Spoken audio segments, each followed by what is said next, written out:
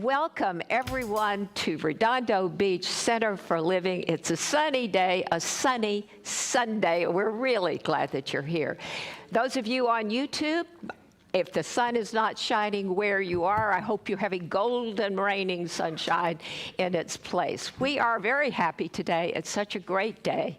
And so we are going to begin with our opening song, I Release and I Let Go. So let's rise for that, joining in that song. Good morning, everyone. Good morning.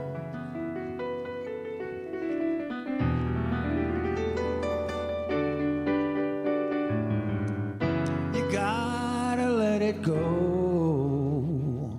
Let it all go. And this is what you have to say. I release, I let go, I let the Spirit run my life, and my heart is open wide. Yes, I'm only here for God. There's no more struggle, no more strife. With my faith I see the light. I am free in the Spirit. Yes, I'm only here for God. I release and I let go. Let the Spirit run my life, and my heart is open wide. Yes, I'm only here for God. There's no more struggle, no more strife. With my faith I see the light. I am free in the Spirit. Yes, I'm only here for God. You know that I release and I let go. Let the Spirit run my life. Don't you know? And I let go. Let the Spirit run my life. Don't you know? I release and I let go. Let the Spirit run my life. Yeah, I release and I let go. Don't you know that the Spirit run my life? I am free in the Spirit. Yes, I'm only here for God. Yeah. Excellent, thank you.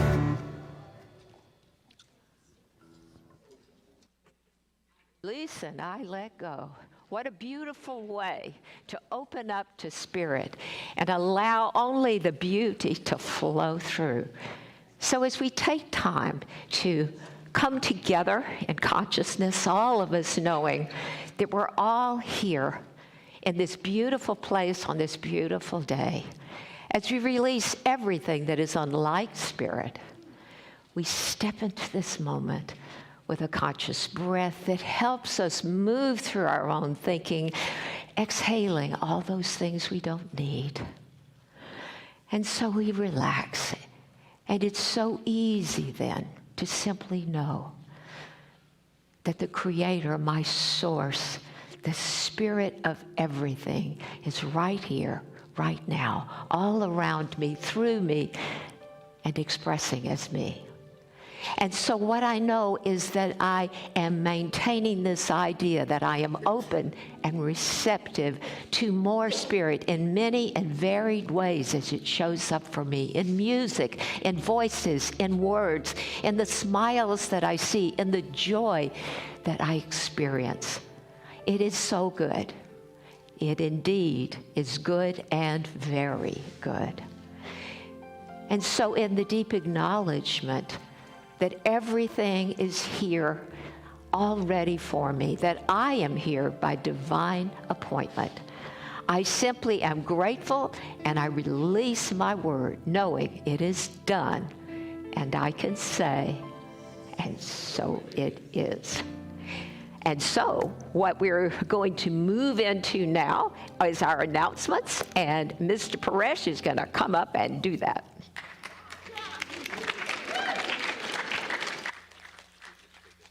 Yeah. Good morning. How about that sun, huh? Let there be light. Can you hear me okay? Great. And we have new lights in the back. The project is halfway underway. So we've got light all around and a room full of light. And folks at home on YouTube as well, welcome. My name is Paresh Shah, and my family and I have been attending the center since 2014, and I'm honored to serve as one of the new board members for this upcoming term. Thank you. And I will be sharing some announcements today. We have quite a few announcements, which means we have a lot of community activity, a lot of sharing, a lot of growing, a lot of learning, and a lot of fun, because we have to have fun here, right? Yes. So our speaker today will be Reverend Catherine. Our drumming circle today will meet in Richelieu Hall after the service, and this will be led by another board member, Mayruth McCants. Mayruth, are you here? Hope not yet. And even if you've never been in a drumming circle, stop by. Try it out. You can't get it wrong. It's a drum. You're banging. You're banging. You're banging. And if you're not participating, just watch. And it's just a great group, and you get into that rhythmic experience of the soul. So this week, Monday is the final balance class. It's at 11 a.m. and it's $10. There's a flyer in the foyer for the balance class. Tuesday at 10 o'clock, Reverend Kathy's in-person book reading continues, and the book is The Untethered Soul by Michael Singer. It's a great book, and I highly recommend you participate in that. On Tuesday as well at 11 is yoga class, so bring your mat. The cost is $10. On Wednesday at 9:45 on Zoom, our book entitled Learn to Live by Irvin Seal continues, and email the office for the Zoom link. Did you know we have two dance groups? Not one, two dance groups here. We do Roomba. Which one's Roomba? Is that like... it's in Richelieu Hall every first Sunday, and also every Wednesday evening there's dance. So come check out your program and look in your flyer. Looking ahead to the following week. Reverend Mary Morgan is teaching an abundance workshop, the 40-day prosperity plan, on Sunday, April 2nd from 12:30 to 2. This workshop will launch you into a deeper understanding and personal awareness of this concept. So for more information, check out your program and the flyer at the front desk. On Monday, April 3rd, our men's group meets at 7 p.m. in the foyer. Then on Thursday, April 6th, we'll see you at the afternoon spiritual discussion group and the Labyrinth Walk. How many of you have been on the Labyrinth Walk? Right? Did you get lost, or you found yourself back here, right? It's a great experience. If you've never been on a Labyrinth Walk, I highly recommend it. And let's see, on Good Friday service will be Friday, April 7th at 3 p.m. And Reverend Catherine's message will be Let Voices Sing. And finally, join us on Easter Sunday, April 9th at 11 a.m. Easter Sunday, April 9th at 11 a.m. for service when Reverend Catherine will have her message of Rise Up. And we're also going to have a fun Easter egg hunt for the young ones. So bring your kids, your grandkids, and it should be a lot of fun. Quick reminder about a recurring class each Sunday morning prior to this service at 10:15 to 10:45. Our Science of Mind Sunday class is a regular occurrence. We won't have that on the Easter Sunday, but otherwise it's every Sunday right before this service. January 30th through April 4th is the Season for Nonviolence. It's inspired by the 50th and 30th memorial anniversaries of Mahatma Gandhi and Dr. Martin Luther King. This international event honors their vision for an empowered, non-violent world. There are copies of the 64 days available at the front desk, and there's a practice every day. Or you can email the office, and they'll send you a PDF, and you can just participate day to day if you choose. Today's day 56, and the topic for today of the Season of Nonviolence is self-sufficiency. People need the dignity of work and the opportunity to provide for themselves and their family. There's a lot going on economically. I'm sure you're reading the news. A lot of people could use support right now because of layoffs and economic challenges. And so economic self-sufficiency is a requirement for a nonviolent world. So today or this week, see if you can somehow create a job for someone or help them find employment.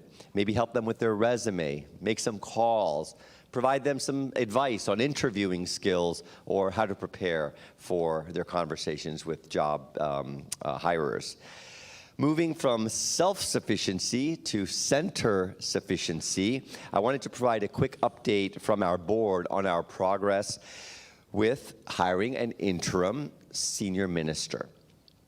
If you're new to the center, our beloved Dr. Moira Fox stepped back last year to address some health issues, and Reverend Catherine has been holding us up here, along with other staff ministers. Yes, give her a big hand. And the other staff ministers, practitioners, and volunteers. The whole community has come together to fill in the gap so Dr. Moira can recover and we can carry on with our mission here. So our CSL home office recommended that we have an interim minister to help us heal and progress from the absence of Dr. Moira and help us make the right transition in the event Dr. Moira decides not to return full-time as our senior minister. And so the good news is that this week the board met, and with CSL's recommended candidate, they gave us a candidate, and we're really excited to share that we've extended what's called a letter of call, an offer letter, to her, and are waiting back for final details and for her response. Out of respect for the individual's deliberation and for the process, we'll share who this is once we finalize the agreement. But please know we're all really united in the support for this candidate. Not only does the board approve, Dr. Moira approves, Reverend Valerie Reeves, Reverend Catherine, and we're really excited about this candidate. So keep your ears open, and hopefully we'll have some good news very soon. And although this interim minister position is interim, this individual has deep roots in the Science of Mind teachings and has served as interim minister for 2 other centers and is familiar with this center. So as we wait for the formal acceptance, please know that it's possible that she may start as early as next week. And if this happens, she's committed to host a meet and greet workshop after the first service and to get to know each of you. So if you have any questions about this, please see me or Reverend Valerie or Reverend Catherine after the service. And don't forget that if this service resonates with you and you wish to take home a copy of today's service on CD, you can get it after 12:15, purchase it from the front desk, or just tune in to our YouTube channel. So one more thanks to all of our volunteers. We have so many volunteers doing all of these activities, right? Let's give a hand. Yes, yes. So many volunteers. And it's often those unseen people who are really making things happen. You know, there are folks on stage, there are people doing the lights.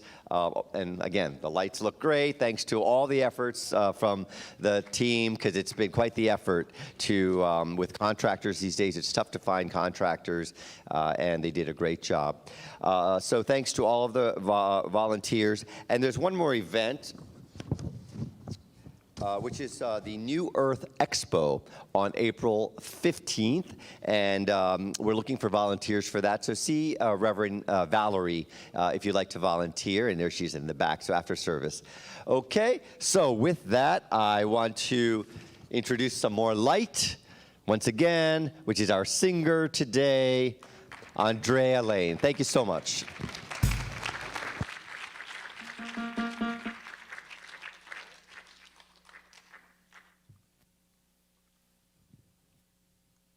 Thank you, Paresh.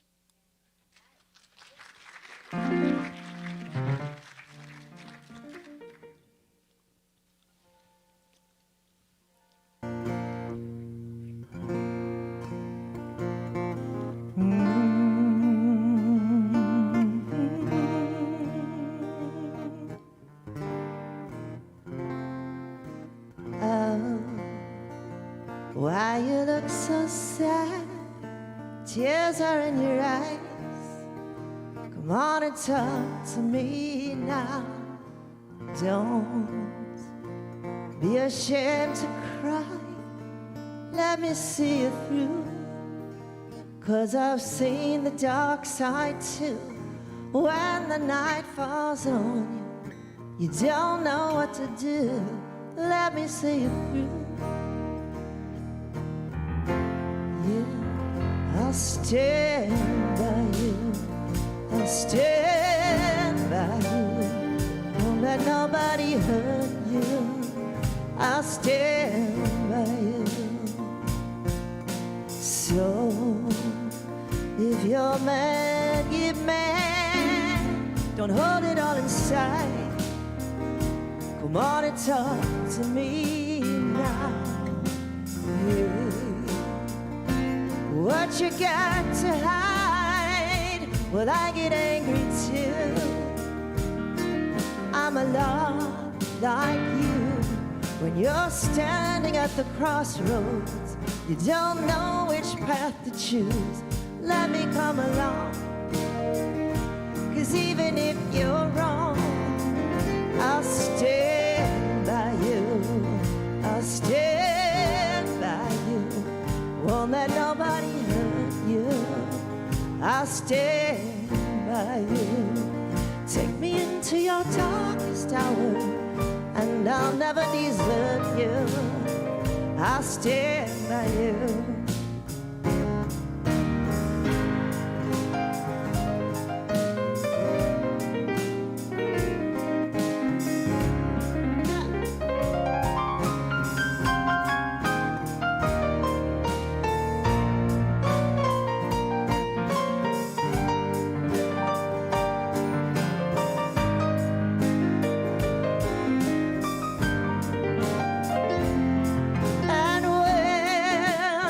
When the night falls on you, you're feeling all alone. You won't be on your own. I'll stand by you. I'll stand by you. Won't let nobody hurt you. I'll stand by you. Take me into your darkest hour, and I'll never desert you. I'll stand by you. I'll stand by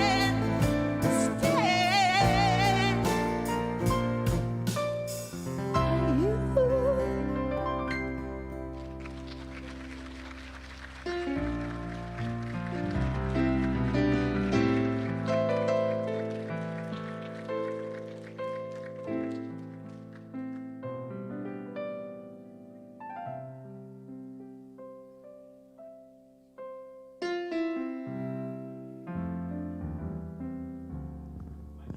It was off.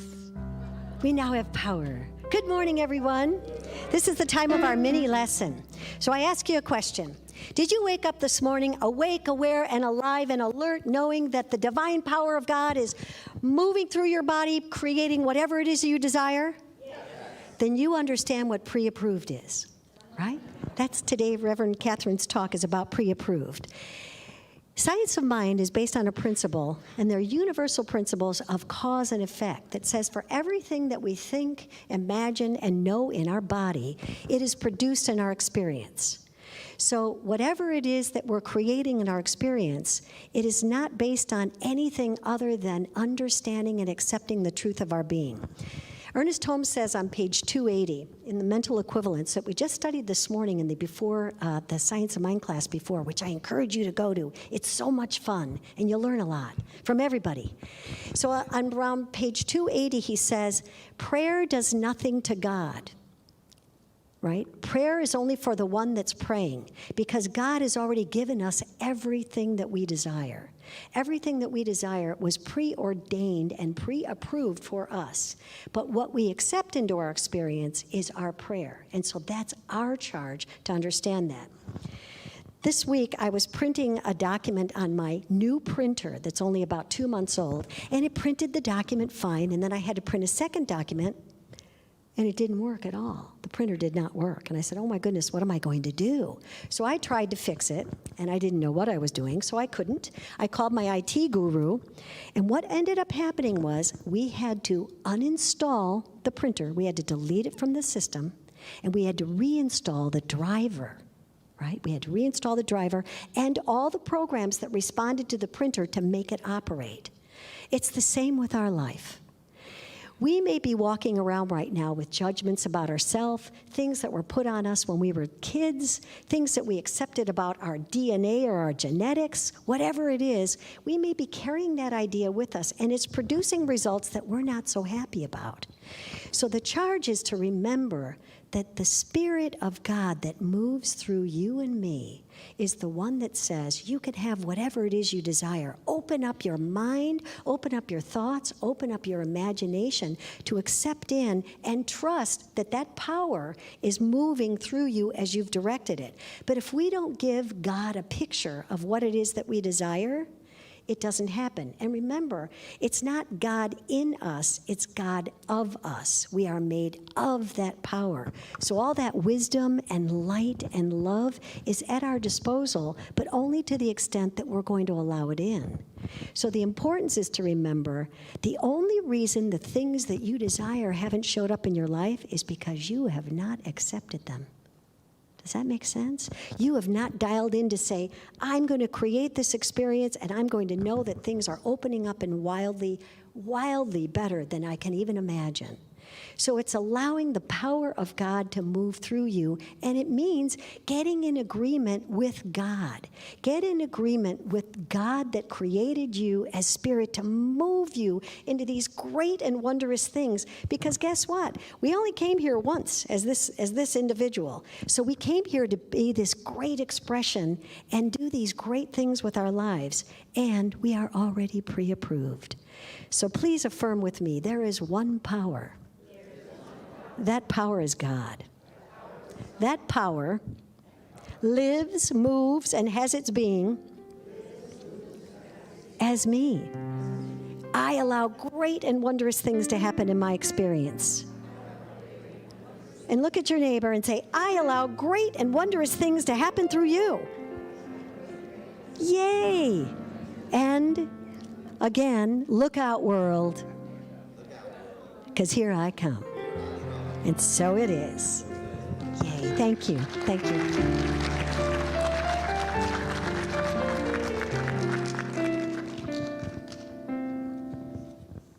Our thoughts are prayers, and we are always praying. Our thoughts are prayers. Take care of what you're saying. Seek a higher consciousness, a state of peacefulness, and know that God is always there. And every thought becomes our prayer.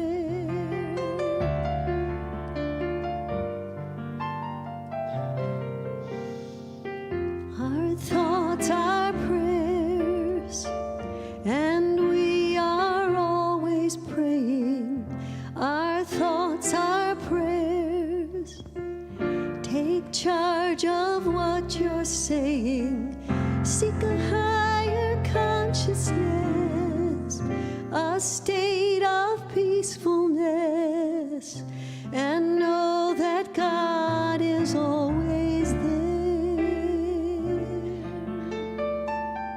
And every thought becomes our prayer.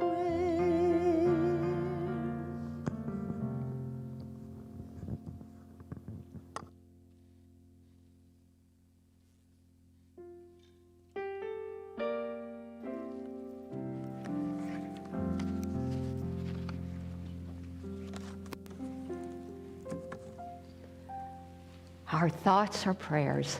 I always think of that as a very, very metaphysical term, very metaphysical idea.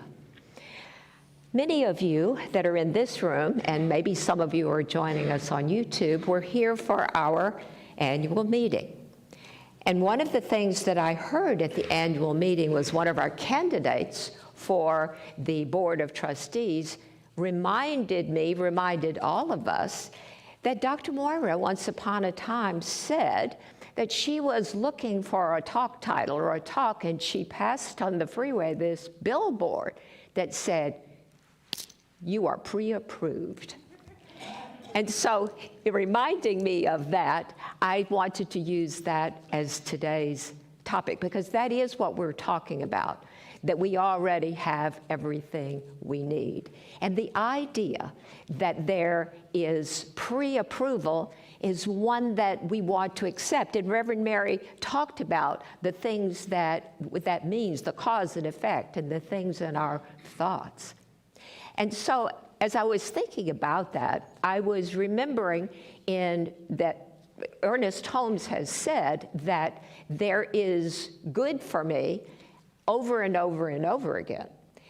In fact, he says it so often, I decided to do a little study, and just in 50 pages, I counted 7 times he said, "You already have everything you need, you already have your good." He kept saying it over and over and over again. And so then he says, "Your good is your God." And so that, of course, reminds me that he is getting these ideas not just from his own consciousness, but from the consciousness that's come through the ages.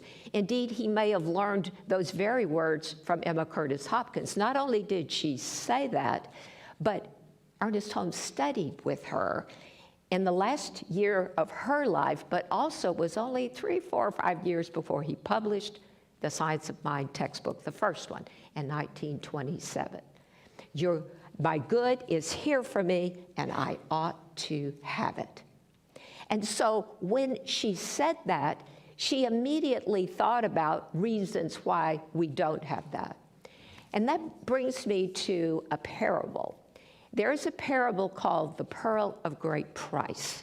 It's a short parable, and it begins, in the kingdom of heaven, there is a merchant who is searching for pearls, the finest pearls. And when he happened upon this magnificent pearl, the best pearl, the most precious one that he could imagine, he sold everything he had so he could buy this pearl, the pearl of great price. And so that puts me to thinking about what Ernest Holmes is saying. Your good is here for you now. And he means the kingdom of heaven is at hand. It is here. But Ernest Holmes has already recognized that we have some resistance in this, because there's not very many times that Ernest Holmes tells you not to do something.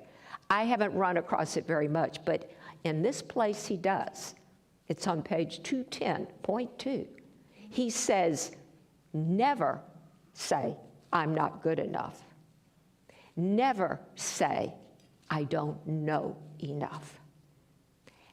And that's what he's talking about. The other thing that Emma says when she's talking about my good, she says, the thought that comes between your affirmation of your good and the experience of your good may come, or is as apt to come, from your virtues as your vices.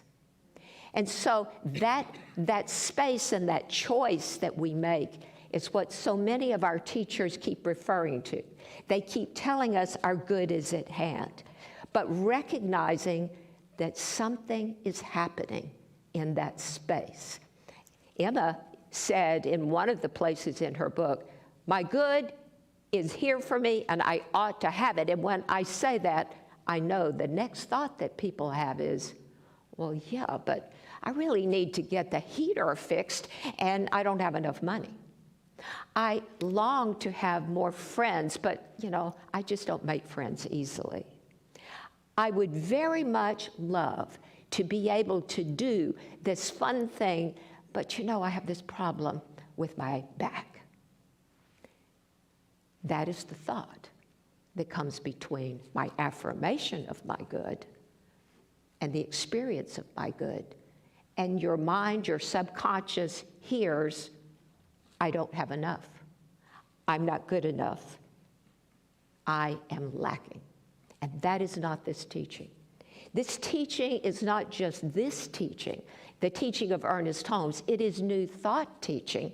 It is even the teachings of Jesus. It reaches way back into that. Because this idea that the kingdom of heaven is at hand comes from the words of Jesus. In that parable, the pearl of great price, he begins, in the kingdom of heaven, there is a merchant who is searching for a pearl, and he sells everything he has to buy the one. In the kingdom of heaven, he's not talking about a merchant. He's not talking about pearls. He's not talking about selling your other jewelry or whatever you sell to buy the pearl of great price. He's saying in the kingdom of heaven, which is in that absolute place, which is in that absolute place where you don't see things, we think them. So we have our worries, we have our doubts, we have our feelings of not being good enough that just come forth as doubts.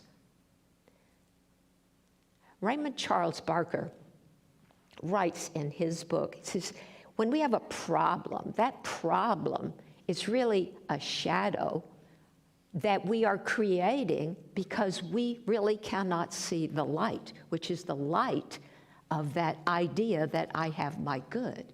The problem is the problem, is what he's saying. And it's as simple as stop thinking about this problem and think about how it's like to be in the good of that, which sounds a lot like Emmett Fox. He says, take your mind off your problem and put your mind on God. Now, I confess that the very first time I ever read that, and it's been a long time ago, but I remember thinking, does that mean, I'm kind of literal, it says, does that mean that I take my mind off the problem and I go, God, God, God, God, God, and that's what I keep saying? Well, in a way, the answer is yes, but the real answer is God is all of those principles, those affirmative things that we know, that my good is here for me and I ought to have it, that there is only one power, one presence, one creation, and I am in all of that good, that I have all of those attributes that I need for anything that I know. That is my God. And that's how you put your mind on that idea. Not that I can't have it, but I absolutely can have it because I already have it in the mind of God. In the kingdom of heaven, there are no obstacles. So Raymond Charles Barker was exploring this idea of putting your mind on the light instead of on the problem. And he says, but there are critics who jump in and cynically say, well, yes, but, and there are all these things that get in the way. And Raymond Charles Barker talks about that a little bit. And then he goes to his next paragraph where he says, the teachings of Jesus are simple, but the teachings of Paul are more complex.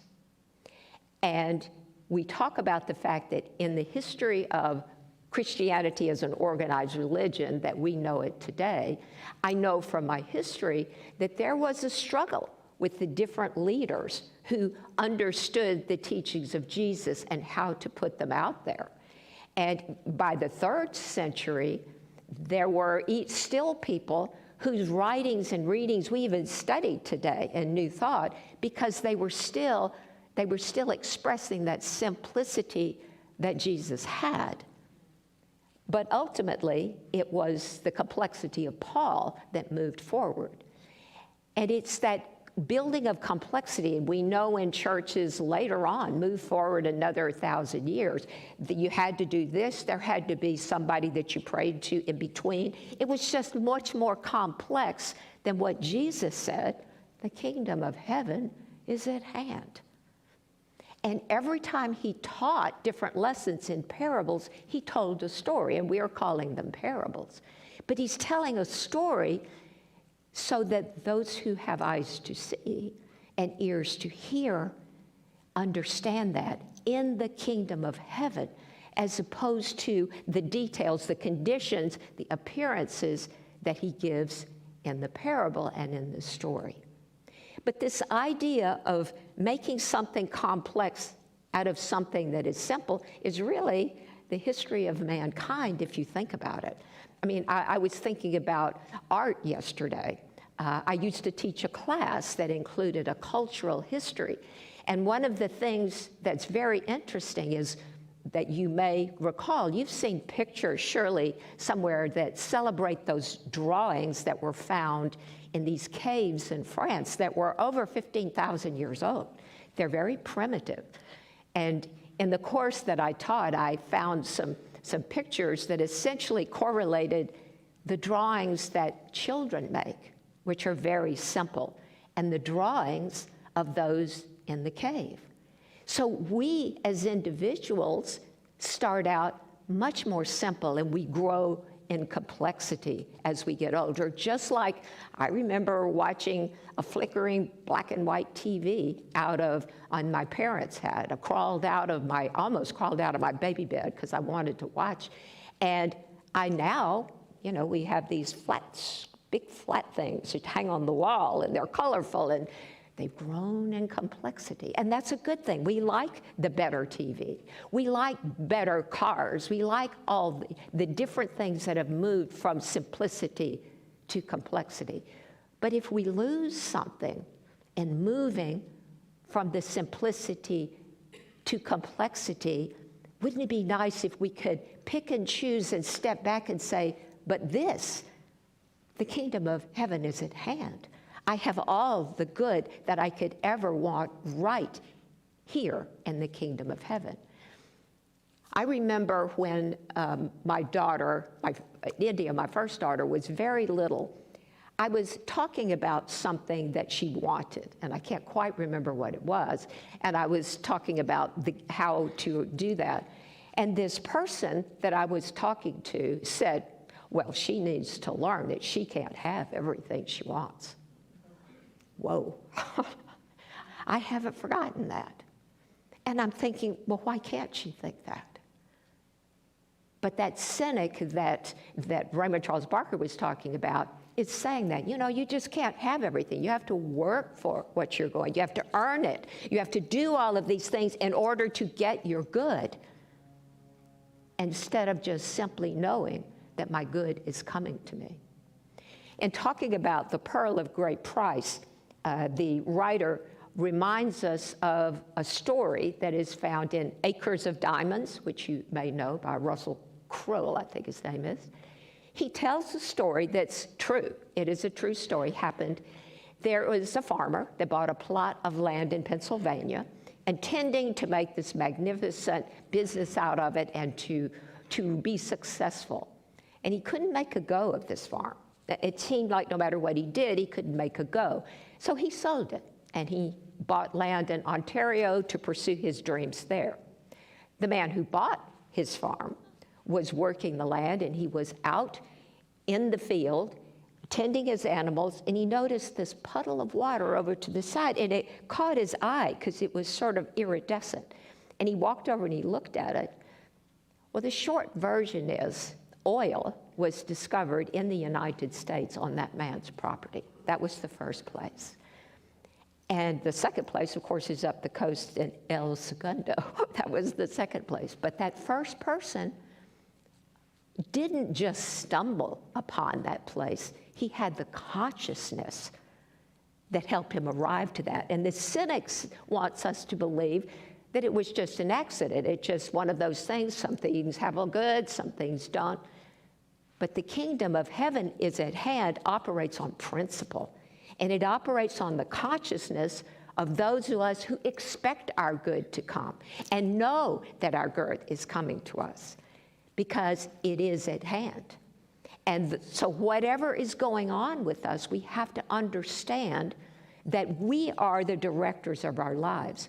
Early in the book, The Power of Decision, Raymond Charles Barker has a very simple sentence, and he says, everything that has ever happened to you comes from your subjective consciousness. And he just leaves that sentence there and goes on and talks about that our thoughts are conditioning all of the things that happen to us, even when we're not thinking about it, because the subconscious is always moving, always thinking. When we're conscious, we may wake up and go, oh, and find something we were looking for, or discover something else that we're finding. But meanwhile, the subconscious producing all of those things. And what are we thinking? So the song says, take charge of what you're thinking. Take charge of what you're thinking so that you can be that decider. You can be that person that knows your own good. And it doesn't have to be complicated. You don't have to work as hard as maybe you think you are. What you have to do is know and allow your consciousness to guide you. Now, that doesn't mean that you sit in the chair, but it does mean you allow your consciousness to direct you instead of flooding your mind with, oh, I need to, and oh, I need to, and creating enough anxiety that you're simply blocking the good that is happening to you. So when I read that section in Raymond Charles Barker about the problem as a shadow on that good that we want and that we need to look to the light, I had been thinking about that. And then on Friday night, we had this wonderful concert here, and people danced and were having a lot of fun. And one of the people that was here is someone that's been a part of this church a long time. And there are many of you, maybe listening at home or here in the room, who have been at this center long enough ago that you were young in this center. And she was talking to me about the youth program that was so active when she was young. And she was going on and on. You need to get that back, she's saying. You need to get that. You need to get that back. And so I'm saying to her, well, we're doing this and we're doing that. You just need to get that back. You have that vibrant thing. So as I'm thinking about it, see, what I know is when my children were small, Maureen was 8 when we came into this teaching. There was a vibrant youth center over there. She had a magnificent experience. She learned science of mind very young. My older daughter was a teen, and she stepped into that teen program that was working.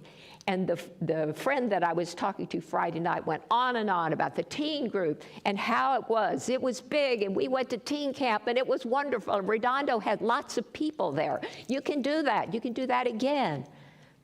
And I thought to myself, are we thinking of building this youth problem as a problem that we have to solve? Or do we simply just need to know that we're putting things in place, but knowing that that youth program is happening? I can see it because I've already seen it. I've already seen it with children running around over there, maybe making too much noise, maybe bumping into you, but having joyful times as they learn and do. And so all of that brings it home to me. What may I be thinking of it as a problem? And I don't want to think that. What I want to know is that it's already there in the kingdom of heaven. That it is already there in the kingdom of heaven. Because it is. And so not for the first time am I standing on this platform inviting you to vision with me about our youth center. But I'm saying that again. This is an important part of this church. More people coming and getting this teaching, getting it young, is the best thing we can do. That idea that I can learn something at a very young age is ingrained in me. And it's because of the experiences of my own children. And there are others here who've had children or grandchildren who have come through this teaching.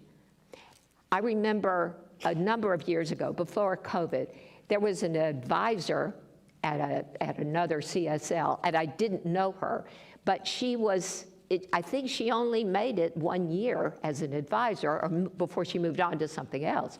But what she said was, I know, I have been to teen camp, I know what it is, and I'm going to take a group of teens this year to teen camp. And I'm fundraising, and I'm asking you to crowdfund me so that I could get this many teens to go. Because what I know is, even if they only go one time, they will have had that experience that will last them the rest of their lives.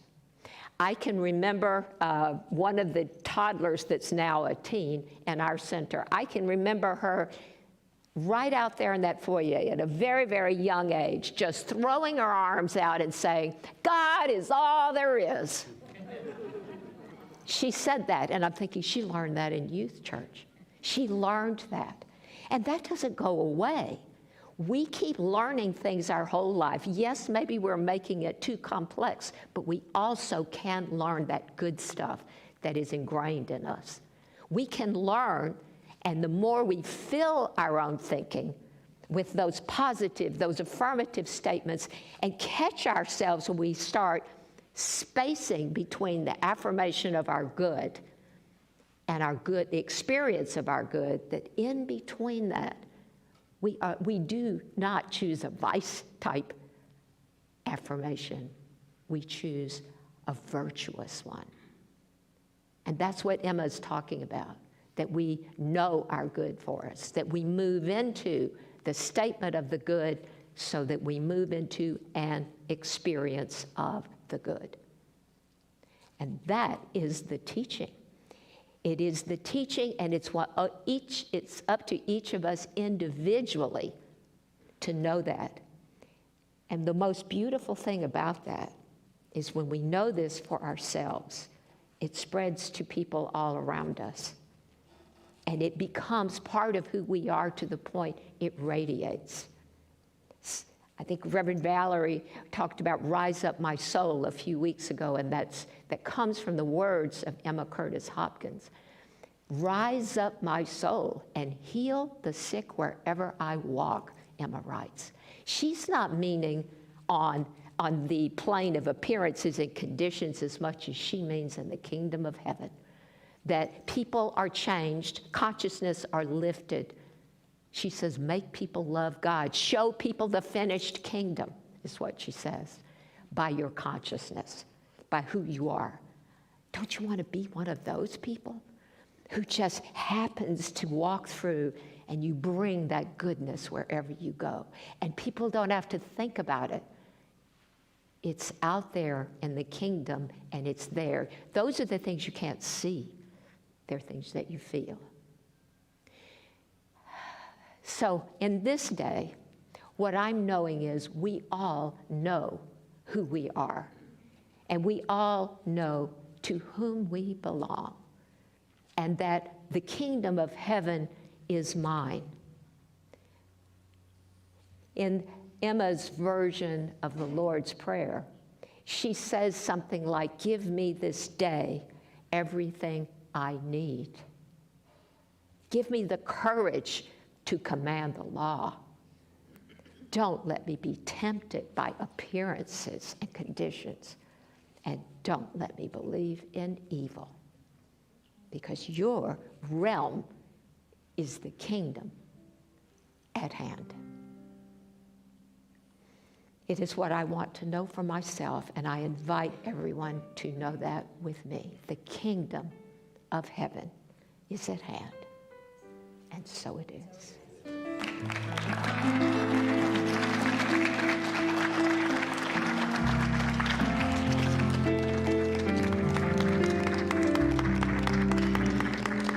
Thank you all. And a youth church to boot, right? As the ushers are coming in, let us do our prayer. Divine love consecrates my gift. It goes forth to heal, to bless, and to prosper all those who give and all those who receive. I rejoice in the sharing of my good, and I release my gift with love. So one of the things I like to do to help us remember what we are giving for is the mission that we have at this center, to honor your presence, to nurture your spirit, and to enrich the life of all we serve. And this message reads, I have learned so much on my spiritual journey. Our journey is unique, no right or wrong, it just is. I've learned that we can take purposeful pauses today and reflect. I know as I write this, tears swell, and I am grateful that they are released. I remember being buried in past trauma, and the tears didn't flow. As each of us heals our own wounds, we help heal the world, one heart, one voice, one moment at a time. And so it is. So I'm going to invite up. I am so blessed. I am so grateful for all that I have. I am so blessed. I am so blessed. I am so grateful. I am so blessed.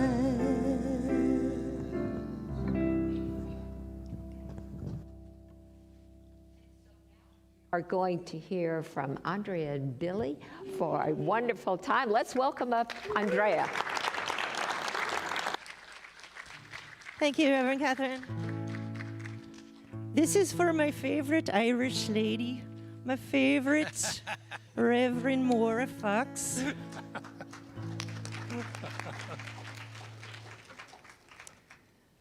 You are so beautiful. You are so beautiful. You are so beautiful. And I know we are free.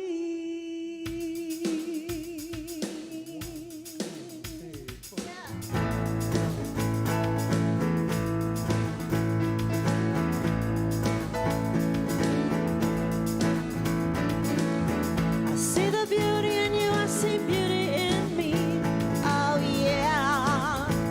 Oh yeah. I see compassion in you, compassion in me. Oh yeah. Oh yeah. I see the God in you, I see God in me. Oh yeah. Oh yeah. See, yesterday I ran into my neighbor and I said, you're such a beautiful person. You're such a beautiful soul.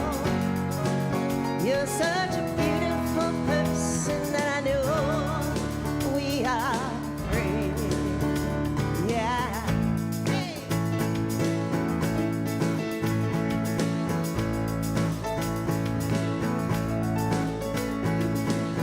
I see the kindness in you, I see kindness in me.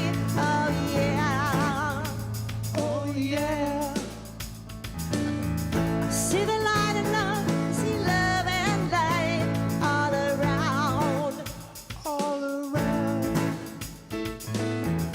And I am opening up, I am opening up. Oh yeah. Oh yeah.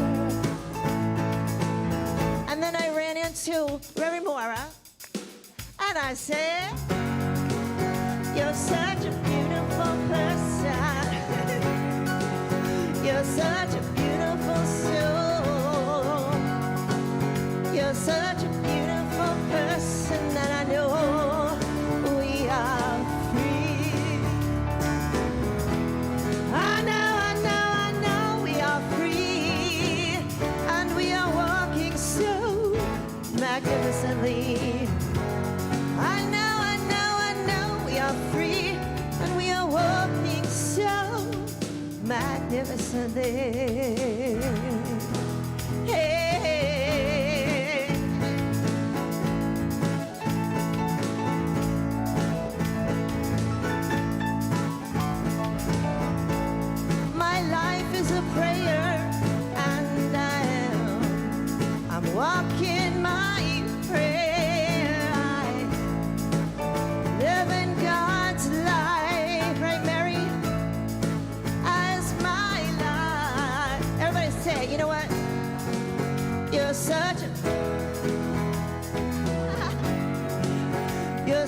a beautiful soul. You're such a beautiful person, and I know we are free. Tell somebody, you are so beautiful. You are so beautiful. You are beautiful. And I know we are free. I know we are free.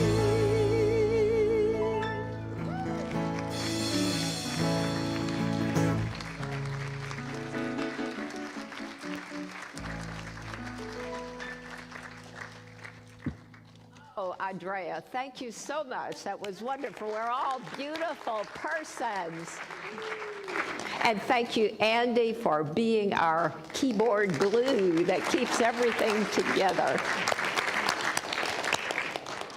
It's a wonderful time. Billy. Billy. Oh, and Billy, of course. Billy Shank. I didn't forget Billy. On the floor. Okay. This is a wonderful time. We have so many cool things that are coming up in our center. We have the expo that we're going to have next month. And of course, Easter, we're going to have an Easter bunny as well as an Easter egg hunt. So it is going to be fine. And we're going to have how many children? Lots. Let me hear it. Lots, just lots of children, just the right amount of children, whatever that is. It's going to be really, really a wonderful day. And we look forward to whatever the weather is, we are here with it and enjoying it. I wanted to make one slight correction in the announcements. Paresh read the announcements as they were, but I happen to know that yoga is not going to meet this week because our yoga teacher is not well and she will not be there. She'll be back the following Tuesday. That is my understanding. So don't bring your mat and everything and come dressed out on Tuesday. But Tuesday morning, of course, Reverend Kathy's class is at 10 o'clock. And so as we look forward to all of the things that are coming up, let us remember that we are always here and knowing the truth for ourselves, but we take time to know that everything we know for ourselves, we want to know for everyone in the world. And so we do that through the blessings that we give, the blessings that we extend to all. And when we get through with our blessing, I want to remind you that we have practitioners on duty that will stand down here at the foot of the steps, and they are here for you. They are here to offer prayer. Use them and make them part of your own prayer work. So let us do the blessing. I know divine love enfolds me. Divine light leads me. Divine life lives in me. Divine wisdom inspires me. Divine compassion expresses through me. Divine power protects me. All that I am is God's. It is good, very good. With deep joy and generosity filling me, I go forward now in sacred service, writing a world that works for all. I move through my days with grace and ease, in peace and love, in health and wellness, in fullness and plenty, and in loving relationship with all. What I now know for myself, there is only God. There is only God. There is only God. So let us rise for our peace song, remembering that our practitioners are here and that we join.